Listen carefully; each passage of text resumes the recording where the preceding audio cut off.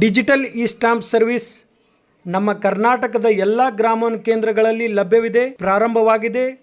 ನಾವು ಸರಳವಾಗಿ ನಿಮಗೆ ಯಾವುದೇ ಅಫಿಡವಿಟ್ ಇಲ್ಲದೆ ಡಿಜಿಟಲ್ ಇ ಸ್ಟಾಂಪ್ ಸರ್ವಿಸನ್ನು ಪ್ರೊವೈಡ್ ಮಾಡ್ತಾ ಇದ್ದೀವಿ. ಓಕೆ, ಅದಕ್ಕೆ ಯಾವ ಥರ ಅಪ್ಲೈ ಮಾಡಬೇಕು ಅನ್ನೋದು ಇಲ್ಲಿ ತೋರಿಸ್ತಾ ಇದ್ದೀನಿ ನೋಡಿ. ಇಲ್ಲಿ B2C ಇದೆ ನೋಡಿ, ಅದರ ಮೇಲೆ ಕ್ಲಿಕ್ ಮಾಡಿ. ಅದರ ಮೇಲೆ ಕ್ಲಿಕ್ ಮಾಡಿದ್ದಾದಮೇಲೆ ನಿಮಗೆ ಈ ಥರ ಒಂದು ವಿಂಡೋಸ್ ಓಪನ್ ಆಗುತ್ತೆ. ಇದರಲ್ಲಿ ನಮ್ಮ ಗ್ರಾಮೋನ್ ಕೇಂದ್ರಕ್ಕೆ B2C ಕೊಟ್ಟಿರ್ತಕ್ಕಂಥ ಎಲ್ಲ ಸರ್ವಿಸಸ್ ಕಾಣ್ತಾ ಇದ್ದಾರೆ. ಇದರಲ್ಲಿ ಡಿಜಿಟಲ್ ಅಗ್ರಿಮೆಂಟ್ ಇ ಸೈನಿಂಗ್ ಇದೆ ನೋಡಿ, ಅದರ ಮೇಲೆ ಕ್ಲಿಕ್ ಮಾಡಿ.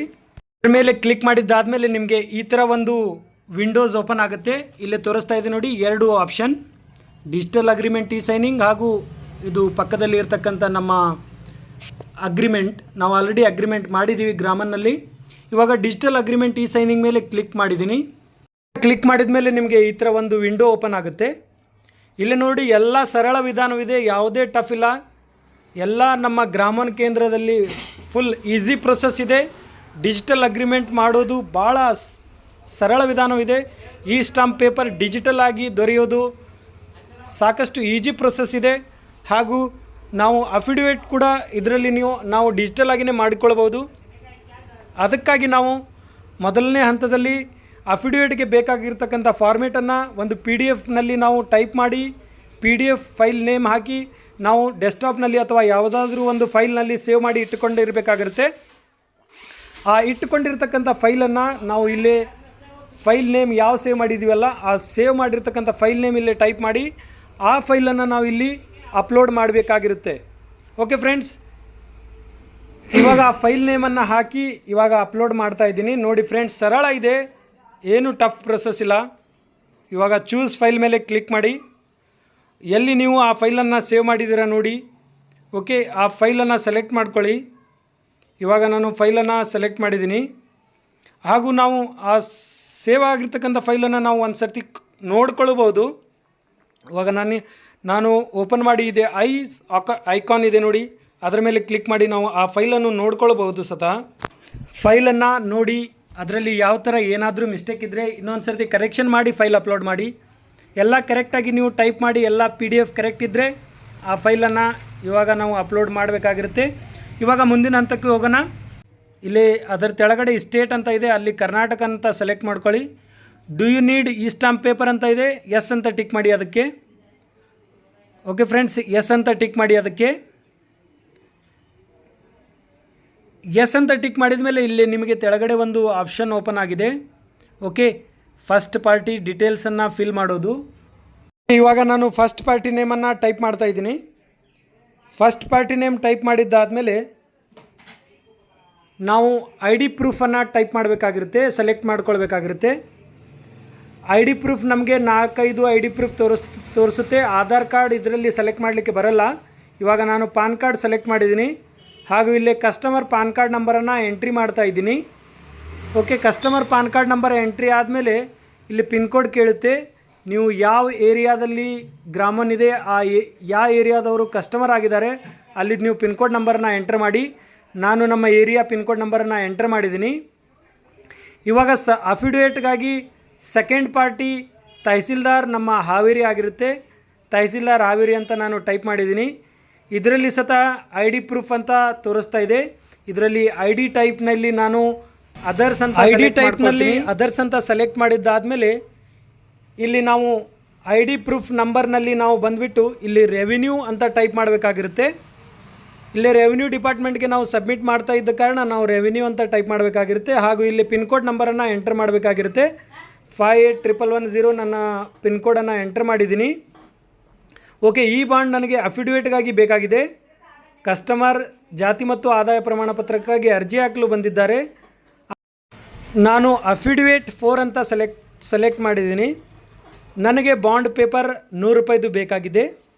ಓಕೆ, ನಾನು ಕನ್ಸಿಡರೇಷನ್ ಪ್ರೈಸ್ 100 ರೂಪಾಯಿ ಅಂತ ಟಿಕ್ ಮಾಡಿದ್ದೀನಿ. ಓಕೆ, ಸ್ಟಾಂಪ್ ಡ್ಯೂಟಿ ಅಮೌಂಟ್ ಆಟೋಮೆಟಿಕ್ಕಾಗಿ 100 ರೂಪಾಯಿ ಸೆಲೆಕ್ಟ್ ಆಗುತ್ತೆ ನೋಡಿ. ಇವಾಗ ನಾನು ಎಲ್ಲ ಡೀಟೇಲ್ಸ್ ಫಿಲ್ಲಿಂಗ್ ಕಂಪ್ಲೀಟ್ ಆಗಿದೆ. ಚೆಕ್ ಮಾಡ್ಕೊಳ್ಳಿ. ಇನ್ನೊಂದು ಸರ್ತಿ ನೀವು ಯಾವುದಾದ್ರೂ ಫಿಲಪ್ ಮಾಡೋದ್ರಲ್ಲಿ ಮಿಸ್ಟೇಕ್ ಇದ್ದರೆ ಕರೆಕ್ಟ್ ಮಾಡ್ಕೊಳ್ಳಿ. ಹಾಗೂ ಇವಾಗ ಫೈನಲ್ ನಾವು ಕಂಟಿನ್ಯೂ ಮೇಲೆ ಕ್ಲಿಕ್ ಮಾಡಬೇಕಾಗಿರುತ್ತೆ. ಇವಾಗ ನಾನು ಕಂಟಿನ್ಯೂ ಮೇಲೆ ಕ್ಲಿಕ್ ಮಾಡ್ತೀನಿ. ಇನ್ನೊಂದು ಪೇಜ್ ಓಪನ್ ಆಗಿದೆ. ಇದರಲ್ಲಿ ನಾವು ಕೆಲವಷ್ಟು ಫಿಲಪ್ ಮಾಡಬೇಕಾಗಿರುತ್ತೆ. ಇವಾಗ ನಾನು ಅದನ್ನು ಸಹ ಫಿಲಪ್ ಮಾಡ್ತಾ ಇದ್ದೀನಿ. ಇಲ್ಲೇ ನೋಡಿ mobile number of the party ಅಂತ ತೋರಿಸ್ತಾ ಇದೆ. ಕಸ್ಟಮರ್ದು ಮೊಬೈಲ್ ನಂಬರ್ ನಾವು ಇಲ್ಲಿ ಎಂಟರ್ ಮಾಡಬೇಕಾಗಿರುತ್ತೆ. ಕಸ್ಟಮರ್ ಮೊಬೈಲ್ ನಂಬರ್ ಯಾವುದು ಆಧಾರ್ ಕಾರ್ಡ್ನಲ್ಲಿ ಇರುತ್ತೆ ಅಥವಾ ಕಸ್ಟಮರ್ಗೆ ಕೇಳಿ ಅವ್ರು ಯಾವ ನಂಬರ್ ಹೇಳ್ತಾರೆ ಆ ನಂಬರನ್ನು ಇಲ್ಲಿ ನಾವು ಎಂಟರ್ ಮಾಡಬೇಕಾಗಿರುತ್ತೆ. ಓಕೆ, ಇದನ್ನು ನಾವು ಮಾಡಬೇಕಾದ್ರೆ ಕಸ್ಟಮರ್ ಆಧಾರ್ ಕಾರ್ಡ್ಗೆ ಫೋನ್ ನಂಬರ್ ಕಂಪಲ್ಸರಿ ಲಿಂಕ್ ಇರಲೇಬೇಕಾಗಿರುತ್ತೆ. ಅಥವಾ ಲಿಂಕ್ ಇಲ್ಲ ಅಂದರೆ ನಾವು ಬಯೋಮೆಟ್ರಿಕ್ಸ್ ಮುಖಾಂತರ ಸತಾನು ಮಾಡಬಹುದು. ಫ್ರೆಂಡ್ಸ್, ಇದರಲ್ಲಿ ನಮಗೆ ಫೋನ್ ನಂಬರ್ ಲಿಂಕ್ ಇಲ್ಲ ಅಂದರೆ ಕಸ್ಟಮರ್ ಕಂಪಲ್ಸರಿ ಶಾಪ್ಗೆ ವಿಸಿಟ್ ಮಾಡಬೇಕಾಗಿರುತ್ತೆ. ಬಯೋಮೆಟ್ರಿಕ್ ಮುಖಾಂತರ ಮಾಡಬಹುದು. ಅಥವಾ ಫೋನ್ ನಂಬರ್ಗೆ ಲಿಂಕ್ ಇದ್ದರೆ ಕಸ್ಟಮರ್ ಮಗ ಅಥವಾ ಯಾರಾದರೂ ಬಂದು ಸತ ಕಸ್ಟಮರ್ ಡಾಕ್ಯುಮೆಂಟ್ಸ್ ತಂದೆಯವ್ರದ್ದು ಅಥವಾ ತಾಯಿಯವ್ರದ್ದು ತಗೊಂಬಂದು ನಮ್ಮ ಗ್ರಾಮೋನ್ ಕೇಂದ್ರಕ್ಕೆ ಅಥವಾ ಯಾವುದೇ ಗ್ರಾಮೋನ್ ಕೇಂದ್ರಕ್ಕೆ ಹೋಗಿ ಅರ್ಜಿಯನ್ನು OTP ಮುಖಾಂತರ ಸಲ್ಲಿಸಬಹುದು. ಓಕೆ, ಇವಾಗ ಇನ್ನೊಂದು ಸ್ಟೆಪ್ ಡೇಟ್ ಆಫ್ ಬರ್ತನ್ನು ಸೆಲೆಕ್ಟ್ ಮಾಡೋದಿದೆ. ಇದರಲ್ಲಿ ನಾವು ಡೇಟ್ ಆಫ್ ಬರ್ತ್ ಕಸ್ಟಮರ್ದು ಆಧಾರ್ ಕಾರ್ಡ್ನಲ್ಲಿ ಯಾವ ಥರ ಇದೆ ಆ ಥರ ನಾವು ಡೇಟ್ ಆಫ್ ಬರ್ತನ್ನು ಸೆಲೆಕ್ಟ್ ಮಾಡ್ಕೊಳ್ಬೇಕಾಗಿರುತ್ತೆ. ಡೇಟ್ ಆಫ್ ಬರ್ತನ್ನು ಎಂಟರ್ ಮಾಡಿದ್ದಾದಮೇಲೆ ಎಂಟರ್ ಕೂಡ ಮಾಡ್ಬೋದು. ಅಥವಾ ನಾವು ಆ ಚಾರ್ಟ್ ಇವಾಗ ತೋರಿಸ್ತಾ ಇತ್ತು ನೋಡಿ, ಅದರಲ್ಲಿ ನಾವು ಸೆಲೆಕ್ಟ್ ಕೂಡ ಮಾಡ್ಬೋದು. ಸೆಲೆಕ್ಟ್ ಮಾಡಿದ್ದಾದಮೇಲೆ ಡೇಟ್ ಆಫ್ ಬರ್ತನ್ನು ಸೆಲೆಕ್ಟ್ ಮಾಡಿದ್ದಾದಮೇಲೆ ಇವಾಗ ನಮ್ಮ ಫೈನಲ್ ಪ್ರೊಸೆಸ್ ಆಯಿತು. ಇಲ್ಲಿ ನಾವು ಯಾವುದೇ ಮತ್ತು ಟೈಪಿಂಗ್ ಮಾಡೋದು ಇರುವುದಿಲ್ಲ. ಇಲ್ಲಿ ಜೆಂಡರ್ ನೋಡಿ, ಜೆಂಡರ್ ಆಫ್ ದ ಸಿಗ್ನೇಟರಿ ಅಂತ ಇದೆ. ಇಲ್ಲಿ ಯಾವ ಜೆಂಡರ್ ಅವರು ಯಾರು ಹೆಣ್ಣು ಅಥವಾ ಗಂಡು ಅನ್ನೋದು ಟಿಕ್ ಮಾಡೋದಿರುತ್ತೆ. ಮೇಲ್ ಆರ್ ಫಿಮೇಲ್ ಅಂತ ಟಿಕ್ ಮಾಡೋದಿರುತ್ತೆ. ಇದರಲ್ಲಿ ಅವರು ಯಾವ ಜೆಂಡರ್ಗೆ ಸೇರಿರುತ್ತಾರೋ ಅದನ್ನು ಟಿಕ್ ಮಾಡ್ಕೊಳ್ಳಿ. ಇವಾಗ ಇವರು ಫಿಮೇಲ್, ಅದಕ್ಕೋಸ್ಕರ ನಾನು ಫಿಮೇಲ್ ಅಂತ ಟಿಕ್ ಮಾಡಿದ್ದೀನಿ. ಅದೇ ಆದಮೇಲೆ ಆ್ಯಡ್ ಸಿಗ್ನೇಟರಿ ಅಂತ ಒಂದು ಆಪ್ಷನ್ ತೋರಿಸ್ತಾ ಇದೆ ನೋಡಿ ಪಕ್ಕದಲ್ಲಿ. ಈ ಆಪ್ಷನ್ ಮೇಲೆ ಕ್ಲಿಕ್ ಮಾಡಿ ಇಲ್ಲಿ ನಿಮಗೆ ಅವ್ರ ಡೀಟೇಲ್ಸ್ ಪೂರ್ತಿ ತೋರಿಸುತ್ತೆ. ಇನ್ನೊಂದು ಸರ್ತಿ ಚೆಕ್ ಮಾಡ್ಕೊಳ್ಳಿ. ಡೀಟೇಲ್ಸ್ ಕರೆಕ್ಟ್ ಇದ್ದರೆ ಕಂಟಿನ್ಯೂ ಮೇಲೆ ಕ್ಲಿಕ್ ಮಾಡಿ, ಅಥವಾ ಡೀಟೇಲ್ಸ್ನಲ್ಲಿ ಏನಾದರೂ ತಪ್ಪಿದರೆ ಡಿಲೀಟ್ ಮೇಲೆ ಕ್ಲಿಕ್ ಮಾಡಿ ಇನ್ನೊಂದು ಸರ್ತಿ ನೀವು ಡೀಟೇಲ್ಸನ್ನು ಫಿಲಪ್ ಮಾಡಿ ಆ್ಯಡ್ ಸಿಗ್ನೇಟರಿ ಅಂತ ಕೊಡ್ಬೋದು. ಇವಾಗ ನಾನು ಕಂಟಿನ್ಯೂ ಮೇಲೆ ಕ್ಲಿಕ್ ಮಾಡ್ತೀನಿ. ಕಂಟಿನ್ಯೂ ಮೇಲೆ ಕ್ಲಿಕ್ ಮಾಡಿದ್ದಾದಮೇಲೆ ನಿಮಗೆ ಈ ಥರ ಪ್ರೊಸೆಸ್ ತೋರಿಸ್ತಾ ಇದೆ ನೋಡಿ. ನಿಮ್ಮ ಅಮೌಂಟ್ ಯಾವ್ಯಾವ ಥರ ಕಟ್ ಆಗ್ತಾ ಇದೆ, ಎದಕ್ಕೆ ಎಷ್ಟು ಕಟ್ ಆಗಿದೆ, ಟೋಟಲ್ ಅಮೌಂಟ್ ಎಷ್ಟಾಗಿದೆ ಅನ್ನೋದು. ಆ ಥರ ನಾವು ಕಸ್ಟಮರ್ನಲ್ಲಿ ಮ್ಯಾಂಡೇಟ್ರಿಯಾಗಿ ಇಷ್ಟು ಅಮೌಂಟ್ ಕಲೆಕ್ಟ್ ಮಾಡಲೇಬೇಕಾಗಿರುತ್ತೆ. ಗೌರ್ಮೆಂಟ್ ರೂಲ್ಸಿನ ಪ್ರಕಾರ, EDCS ಡೈರೆಕ್ಟರ್ ರೂಲ್ಸಿನ ಪ್ರಕಾರ 242 ರೂಪಾಯಿ 40 ಪೈಸೆ ನಾವು ಕಸ್ಟಮರ್ಗೆ ಹೇಳಿ ತಗೋಬೇಕಾಗಿರುತ್ತೆ. ಓಕೆ, ಬಾಂಡ್ ಅಮೌಂಟು ಇಷ್ಟಾಗಿರುತ್ತೆ. ಹಾಗೂ ನೀವು ಬೇರೆ ಬೇರೆ ಅಮೌಂಟ್ ಡೆನಾಮಿನೇಷನ್ ತೊಗೊಂಡ್ರೆ ಬೇರೆ ಬೇರೆ ಥರ ನಿಮ್ಮ ಅಮೌಂಟನ್ನು ಬರುತ್ತೆ. ಅದರ ಪ್ರಕಾರ ನಾವು ಅವರ ಕಸ್ಟಮರ್ ಅಮೌಂಟನ್ನು ಇಸ್ಕೊಳ್ಬೇಕಾಗಿರುತ್ತೆ. ಫ್ರೆಂಡ್ಸ್, ಈ ಥರ ನಮ್ಮ ಪ್ರೊಸೆಸನ್ನು ಮಾಡಬೇಕಾಗಿರುತ್ತೆ. ಕಂಟಿನ್ಯೂ ಅಂತ ಕ್ಲಿಕ್ ಮಾಡಿದ್ದೀನಿ. ಮಾಡಿದ್ದಾದಮೇಲೆ ಈ ಥರ ಬರುತ್ತೆ. ಸ್ವಲ್ಪ ವೇಟ್ ಮಾಡಿ. ಇವಾಗ ನಾವು OTP ಸೆಂಡ್ ಮಾಡೋ ಆಪ್ಷನ್ ಬರುತ್ತೆ ಕಸ್ಟಮರ್ಗೆ. ಇಲ್ಲಿ ಕ್ಯಾಪ್ಚರ್ ಕೋಡನ್ನು ಎಂಟರ್ ಮಾಡಿ ನೋಡಿ, ಇಲ್ಲಿ ತೋರಿಸ್ತಾ ಇದೆ. ಕ್ಯಾಪ್ಚರ್ ಕೋಡನ್ನು ಎಂಟರ್ ಮಾಡಿ OTPಗೆ ನಾವು ಗೆಟ್ OTP ಮೇಲೆ ಕ್ಲಿಕ್ ಮಾಡಬೇಕಾಗಿರುತ್ತೆ. ಕಸ್ಟಮರ್ಗೆ OTP ಹೋಗುತ್ತೆ. ಆ ಹೋಗಿರ್ತಕ್ಕಂಥ OTPಯನ್ನು ನಾವು ಎಂಟರ್ ಮಾಡಲಿಕ್ಕೆ ಆಪ್ಷನ್ ಬಂದಿರುತ್ತೆ. ಅದರಲ್ಲಿ ನಾವು ಆ ಕಸ್ಟಮರ್ಗೆ ಬಂದಿರತಕ್ಕಂಥ OTPಯನ್ನು ಎಂಟರ್ ಮಾಡಬೇಕಾಗಿರುತ್ತೆ. ಓಕೆ ಫ್ರೆಂಡ್ಸ್, ನಾನು ಇವಾಗ ಕ್ಯಾಪ್ಚರನ್ನು ಎಂಟರ್ ಮಾಡಿದ್ದೀನಿ. ಇವಾಗ ಗೆಟ್ OTP ಮೇಲೆ ಕ್ಲಿಕ್ ಮಾಡಬೇಕಾಗಿರುತ್ತೆ. ಗೆಟ್ OTP ಮೇಲೆ ಕ್ಲಿಕ್ ಮಾಡ್ತಾ ಇದ್ದೀನಿ. ಗೆಟ್ OTP ಮೇಲೆ ಕ್ಲಿಕ್ ಮಾಡಿದ್ದೀನಿ. ಕಸ್ಟಮರ್ಗೆ ಇನ್ ಕೇಸ್ ಗೆಟ್ OTP ಮೇಲೆ ಕ್ಲಿಕ್ ಮಾಡಿದರೂ ಸತ ಒಂದು ಸರ್ತಿ OTP ಬರಲಾರ್ದ ಇದ್ದರೆ ನೀವು ರೀಸೆಂಡ್ OTP ಮೇಲೆ ಸತ ನಾವು ಕ್ಲಿಕ್ ಮಾಡಬಹುದು. ಒಂದೊಂದು ಸರ್ತಿ ಸರ್ವರ್ ಬ್ಯುಸಿ ಇದ್ದ ಕಾರಣ ಕಸ್ಟಮರ್ಗೆ OTP ಬಂದಿರಲ್ಲ. ರೀಸೆಂಡ್ OTPಯನ್ನು ಕ್ಲಿಕ್ ಮಾಡಿ ಕಸ್ಟಮರ್ಗೆ ಬಂದಿರತಕ್ಕಂಥ OTPಯನ್ನು ಎಂಟರ್ ಮಾಡಿ. OTP ಹೈಡ್ ಆಗಿರುತ್ತೆ, ತಾವು ಚೆಕ್ ಕೂಡ ಮಾಡ್ಬೋದು. ಕಣ್ಣಿನ ಐಕಾನ್ ಮೇಲೆ ಕ್ಲಿಕ್ ಮಾಡಿ. ಅದಾದ ನಂತರ ವೆರಿಫೈ ಮೇಲೆ ಕ್ಲಿಕ್ ಮಾಡಿ. ವೆರಿಫೈ ಮೇಲೆ ಕ್ಲಿಕ್ ಮಾಡಿದ ಮೇಲೆ ನಿಮಗೆ ಮುಂದಿನ ಪ್ರೊಸೆಸ್ ಬರುತ್ತೆ. ಪ್ಲೀಸ್ ವೇಟ್ ಅಂತ ಬರುತ್ತೆ. ಇದೇ ಆದಮೇಲೆ ವೆರಿಫೈ ಆಗುತ್ತೆ ನೋಡಿ. ಇಲ್ಲಿ ನಿಮ್ಮ ಅಗ್ರಿಮೆಂಟ್ ಮೀನ್ಸ್ ನಿಮ್ಮ ಈ ಸ್ಟಾಂಪ್ ಪ್ರೊಸೆಸ್ ಕಂಪ್ಲೀಟ್ ಆಗಲಿಕ್ಕೆ ಬಂದಿದೆ. ಇವಾಗ ಫೈನಲ್ ಪ್ರೊಸೆಸ್ ಏನಂದರೆ ನಿಮ್ಮ KYC ಮುಖಾಂತರ ಸೈನ್ ಮಾಡೋದು ಮೀನ್ಸ್ ನಿಮ್ಮ ಸಿಗ್ನೇಚರ್ ಮಾಡೋದು ಈ ಸ್ಟಾಂಪ್ನಲ್ಲಿ ಉಳಿದಿರುತ್ತೆ. ಓಕೆ, ಪ್ರೊಸೆಸ್ ವಿತ್ ಸ್ಟಾಂಪ್ ಅಂತ ತೋರಿಸ್ತಾ ಇದೆ. ಇಲ್ಲಿ ನೋಡಿ ಪೆಂಡಿಂಗ್ ಅಂತ ತೋರಿಸ್ತಾ ಇದೆ ನೋಡಿ. ಸ್ಟಾಂಪ್ ಸ್ಟೇಟಸ್ ಅದು ನಾವು ಪ್ರೊಸೆಸ್ ವಿತ್ ಈ ಸ್ಟಾಂಪ್ ಕೊಟ್ಟು ನಾವು ಅಲ್ಲೇ ಸಿಗ್ನೇಚರ್ ವ್ಯಾಲಿಡೇಟ್ ಡಿಜಿಟಲಿ ಮಾಡಿದರೆ ಅದು ನಮ್ಮ ಈ ಸ್ಟಾಂಪ್ ಪೇಪರ್ ಡಿಜಿಟಲ್ ಆಗಿ ನಮ್ಮ PDF ಮುಖಾಂತರ ಡೌನ್ಲೋಡ್ ಮಾಡಿಕೊಳ್ಳಬಹುದು. ಇವಾಗ ನೋಡಿ, ನಾನು ಡಿಜಿಟಲ್ ಆಗಿ ಈ ಸ್ಟಾಂಪ್ ಪೇಪರ್ನ ನಾವು ಪಡೆದುಕೊಳ್ಳೋಕ್ಕೆ ಯಾವ ಥರ ಪ್ರೊಸೆಸನ್ನು ಫಾಲೋ ಮಾಡಬೇಕನ್ನೋದು ತಿಳಿಸ್ತಾ ಇದ್ದೀನಿ. ಇಲ್ಲಿ ನೀವು ಪ್ರೊಸೆಸ್ ವಿತ್ ಈ ಸ್ಟಾಂಪ್ ಅಂತ ಟಿಕ್ ಮಾಡ್ತೀರಾ. ಅದರ ಮೇಲೆ ಕ್ಲಿಕ್ ಮಾಡಿದ ಮೇಲೆ ನಿಮಗೆ ಪ್ಲೀಸ್ ವೇಟ್ ವೈಲ್ ರೀಡೈರೆಕ್ಟಿಂಗ್ ಅಂತ ಬರುತ್ತೆ. ಈ ಕನ್ಸರ್ನ್ ಮೇಲೆ ಟಿಕ್ ಮಾಡ್ತೀರಾ. ಟಿಕ್ ಮಾರ್ಕ್ ಮಾಡಿದ್ದಾದಮೇಲೆ ಡಾಕ್ಯುಮೆಂಟ್ ಇ ಸೈನಿಂಗ್ ಮೆಥಡ್ ನೀವು OTP ಮುಖಾಂತರ ತಗೊಳ್ಳಿ ಅಥವಾ ಬಯೋಮೆಟ್ರಿಕ್ ಮುಖಾಂತರ ತಗೊಳ್ಳಿ, ಅದು ನಿಮ್ಮ ಇಷ್ಟೇ. ಇವಾಗ ನಾನು OTP ಮುಖಾಂತರ ತಗೊಳ್ತಾ ಇದ್ದೀನಿ.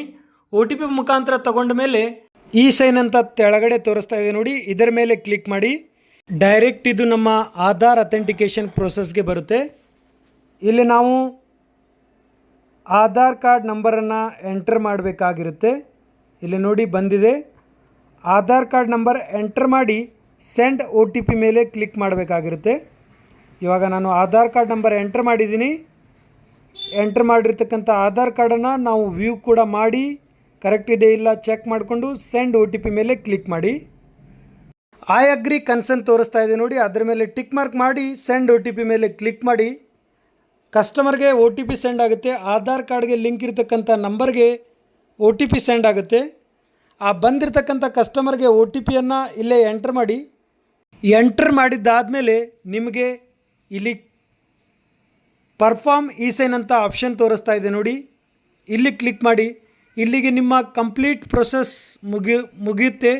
ಹಾಗೂ ನಿಮಗೆ ಬಾಂಡ್ ಪೇಪರ್, ಡಿಜಿಟಲ್ ಬಾಂಡ್ ಪೇಪರನ್ನು ನೀವು ಡೌನ್ಲೋಡ್ ಮಾಡೋಕ್ಕೆ ಆಪ್ಷನ್ ತೋರಿಸುತ್ತೆ.